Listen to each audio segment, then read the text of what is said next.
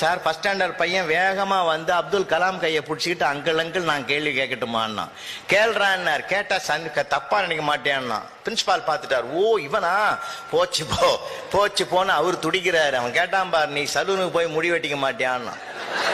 இது கற்பனை இல்ல சார், நிஜமா நடந்தது இது.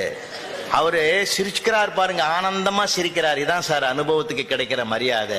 அனுபவம் எந்த எதிர்ப்பையும் தனக்கு சாதகமாக்கி கொண்டு மகிழக்கூடிய மனோபாவம் பெற்றதுதான் அனுபவம். அந்த மனிதர் சிரிக்கிறாரு. பிரின்சிபாலுக்கு வேர்த்து கொட்டுது. பள்ளிக்கூடத்தை மூட்டானே. அவர் தூக்கி அந்த மையனை மடியில உட்கார வச்சு ஃபென்டாஸ்டிக் கொஸ்டின், ஃபென்டாஸ்டிக், சூப்பர், அருமடா இப்படிதான்டா கேட்கணும் கேள்வி எல்லாம். உன் முடியை பார்க்கிறேன் பச்சை பசையில் இருக்கிற நெற்பயிர் நிமிர்ந்து நிற்பது போல் இருக்கிறது.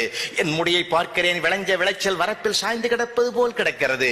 மனிதன் வளர்கிற போது உன் முடியை போல் நிமிர்ந்து இருக்க வேண்டும், வளர்ந்த பிறகு என் முடியை போல் பணிந்திருக்க வேண்டும் என்று அந்த